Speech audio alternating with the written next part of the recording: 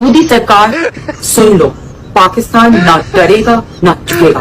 अगर पाकिस्तान की सरजमीन पे किसी ने भी मैली आंख से देखा तो वो आंखें हम नोच लेंगे। डर गए, ये डर गए, ये डर गए, ये डर गए। दोस्तों, बाबा जी फरमाते हैं कि अगर गद्दारों के सर पर सिंग होते तो आज मियां नवाज शरीफ के सर पर मीनारे पाकिस्तान के जितने सिंग होते। इंडिया पाकिस्तान की जंग से पहले कहीं खो जाने वाले ये राम लखन न जाने किस झोपड़ी में सर देकर बैठे हैं। एक मर्द कलंदर की खबर आई कि इंतकाल कर गया, जबकि दूसरा भगोड़ा जंग की शुरुआत से ही भाग गया और न ही पटवारी और उनकी अम्मा की कोई खबर है। भारत का मीडिया अपनी अवाम को ये वीडियो दिखाकर खुश कर रहा था कि हमने कराची की सड़कों गलियों को तबाह कर दिया, जबकि ये कारनामा तो सैयद जरदारी और एमक्यूएम के नाम जाता है। दोस्तों, इंडिया ने 9 मई के दरबार पर हमला करके गलती कर दी। पाकिस्तान ने फिर दे तरीके के बाद एक मिसाइल दे मारा, ना सिंदूर लगाया न मंगलसूत्र पहनाया, फिर भी बलात्कार पे बलात्कार कर दिया। बलात्कारी पुरुष के हाथ में दिया। हमारे सियासतदान भी बड़े अजीब हैं। कोई कहता है कि इस मुश्किल वक्त के अंदर पूरी कौम का एक साथ खड़ा होना चाहिए, और कोई कहता है कि ब्लैकआउट को मद्देनजर रखते हुए कुछ नहीं करना, बस खामोशी से लाइटें बंद करके बिना शोर के लेट जाना है। मरियम, तुमने टेंशन नहीं लेनी, मैं तुम्हारे साथ हूँ। तुम्हारे घर पे एक मजाइल भी नहीं गिरेगा। मोदी तुम्हारे साथ है, हर साथ, हर टीम, हर पल। 203 रातें हो गई लाइटें बंद करके सोते हैं, लेकिन इंडिया की तरफ से कोई जहाज नहीं आया। अलबत्ता कोई पाकिस्तानी जहाज आकर घर के बाहर से पानी वाली मोटर चोरी कर ले गया। मोदी जी बार बार उंगली करते थे कि जंग करो, फिर वतन अजीज ने सुबह का सूरज दिखने से पहले मोदी का जंग का कीड़ा खत्म कर दिया। बेटा, तुमसे ना हो पाएगा। हमें तुम्हारे लक्षण बिल्कुल ठीक नहीं लग रहा है, तुमसे ना हो पाएगा। दोस्तों, हमारी कौम बड़ी ही दिलेर है। भारत के ड्रोन गिरने के बाद पाकिस्तानी साइंसदानों का एक गिरोह चला गया, बाकी बचे मलबे का जायजा लेने के लिए। इंडियन मीडिया कह रहा है पाकिस्तान में खौफ का माहौल है। अब माहौल चेक करो जरा। माशाअल्लाह, इतने बंब बजे ने वे उत्ते बैठ के की करदे ने पे। ये 10,000 किलो 15,000 और मुगल आजम की तारीखी चित्रोल करने के लिए इस मर्द कलंदर को सलामी देनी चाहिए। शख्स हमारा वजीर आजम है, फॉर्म 47 का ही सही, वो क्यों सिविलाइज वर्ल्ड के इंतखाब के अंदर इतना बड़ा जा रहा है? उससे क्यों ये मजम्मत नहीं होती? सख्त अल्फाज के साथ मूंछों के साथ वापस गया था, इस मर्तबा बगैर मूंछों के वापस जाएगा। सर, मुझे किसी मोदी की परवाह नहीं है सर, मैं लख लानत नहीं भेजता उस बेशरम और बेगैरत पे, लेकिन मेरा सवाल ये है, अरे वजीर आजम के मुंह से उसके लिए रास्कल का लफ्ज क्यों नहीं निकलता? ये बड़ी अच्छी बात कही है। पूरी कौम को मुबारकबाद देनी चाहिए। चलो, नून लीग में से कोई न कोई तो मोदी के खिलाफ बोला। मोदी सरकार सुन लो, पाकिस्तान ना डरेगा ना झुकेगा। अगर पाकिस्तान की सरजमीन पे किसी ने भी मैली आंख से देखा तो वो आंखें हम नोच लेंगे। डर गए, ये डर गए, ये डर गए, ये डर गए। दोस्तों, झूठ बोलना भारतीय मीडिया और नून लीग के खून में शामिल है, जो चाहकर भी बाज नहीं आएंगे। और मैं डेथ सेल्स में भी रही, लेकिन मेरी आंख में कभी आंसू नहीं हुआ। ये सारी मेरी बेटियों को लिए मेरी एक कभी नहीं आंख में आंसू आना चाहिए। हिम्मत और हौसले के साथ आपने अपनी लड़ाई लड़नी, अपनी जंग लड़नी। मैं आपको क्या बताऊं, मैं कई बार वो स्कॉलरशिप्स की तकरीब के दौरान मैं रोई हूँ, आंखों में आंसू आए, मुझे रुलाना। बिलावल भुट्टो और फबीलो रानी सारे मामले के अंदर अफ्रीकी हबशियों के साथ थे और अपनी दुख भरी कहानी सुनाने लग गए। कौन रात के अंधेरे में हमले करते हैं? चोर रात के अंधेरे में हमले करते हैं, बुज़दिल रात के अंधेरे में हमले करते हैं। अगर उनमें हिम्मत होता तो वो दिन में आके ऐलाने जंग करते हैं। आखिर मरियम नवाज पठानों के अंदर बड़ी मकबूल है, जहाँ भी जाती हैं पठान इज्जत करते हैं। खराब क्या नौजवान? मरियम नवाज 60 साल की मैडम है, वो मेकअप करा के इंग्लैंड जाके सर्जरी कर रहा है। हम उसके ऊपर लाइनें मारे, फिर आप ये कह रही हो ना कि आपने खराब कर दिया, हम उसके ऊपर लाइनें मारे। और दुनिया में वो लड़कियां नहीं है। मरियम नवाज आके क्या कहती है कि मेरे ऊपर लाइनें मारो, मेकअप इसलिए करती है। हाँ ना, और किस लिए जाती है वो? दोस्तों, इंडियन पुलिस ने पीआईए के जहाज कैद में लेकर सारे मामलात मजीद बिगाड़ दिए।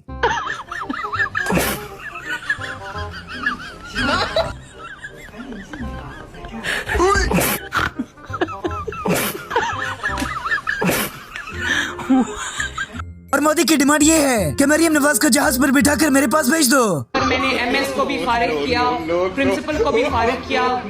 और अभी तो रुको, क्लाइमैक्स अभी बाकी। मीडिया में बड़ा एक तूफान आ गया। इस वीडियो के अंदर शहबाज गिल भी बाकी सियासतदानों की तरह अवाम को रट्टे पर लगाकर खुद निकल रहे थे।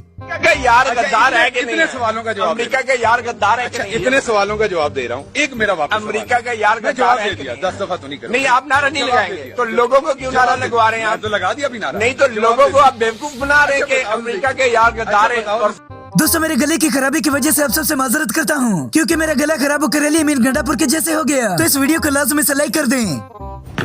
खान साहब को पकड़ने की जिसने भी साजिश की है उसको मैं छोड़ूंगा नहीं। मैंने आज 4 बोतलें शहद की पी हुई है। आओ आओ सलमान पार्क आओ आओ आओ, आओ।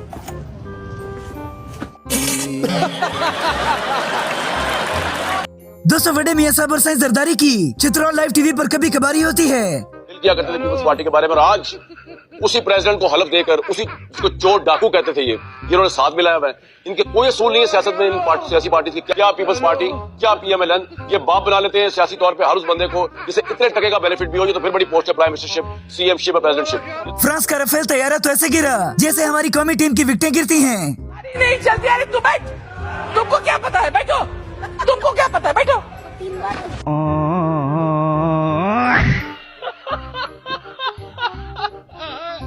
मुगल आजम का इरादा इस बार भी वही था कि जंग के आखिर में लंदन भाग जाऊंगा। कर लिया ना आपने बात। ये किसने कह दिया कि आप भागे भागे जाते लंदन में? मैं जहाज पर गया था।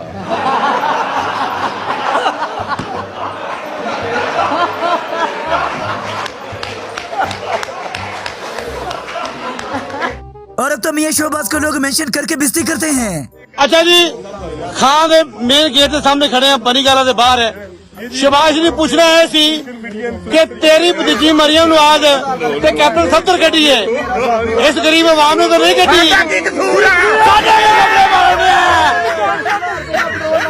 दोस्तों पटवारी आज भी उसी लाइन में खड़े हैं जिस बेगैरती की लाइन में कल खड़े थे।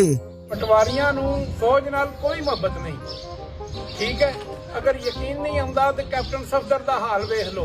अगर फिर भी यकीन नहीं आंदा तो मेरे को 2 गवाह भी बैठे ने। मोदी ने मरियम नवाज को धमकी दी तो कतरी शहजादा दुखी हो गया। पख्तूनख्वा वालों, मरियम नवाज शरीफ कोई तजर्बागाह नहीं है कि कोई आए और तजर्बा करके चलता बने, कोई आए और मरियम नवाज शरीफ को खराब करके चलता बने। खैबर पख्तूनख्वा वालों, ये कोई तजर्बागाह नहीं है, ये कोई तजर्बागाह नहीं है।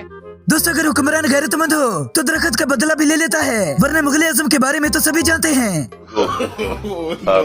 झूठों की शहजादी, झूठों की मलका जो सारा वक्त लगी रहती है level playing field. Level playing field का मतलब ये है कि किसी तरह इसको रास्ते से हटाओ।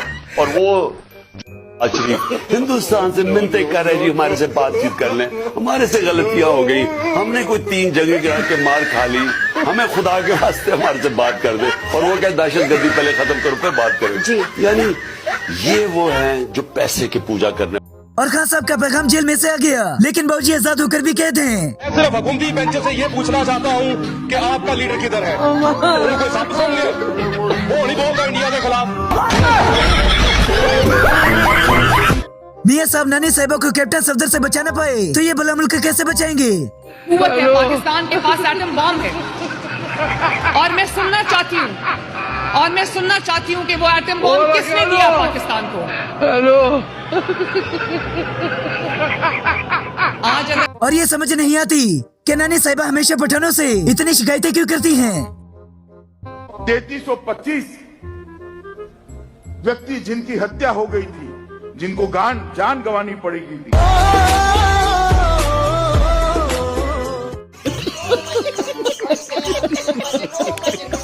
और इस बंदे से भी वही सवाल किया गया कि बड़े मियां मोदी को कुछ क्यों नहीं कहते, तो ये भी कहला खा गया। एक बात आपसे ये बताइएगा कि जो पाकिस्तान और इंडिया के दरमियान टेंशन चल रही है, इसके ऊपर मियां नवाज शरीफ अभी तक खामोश हैं, क्या खामोशी की वजह हो सकता है?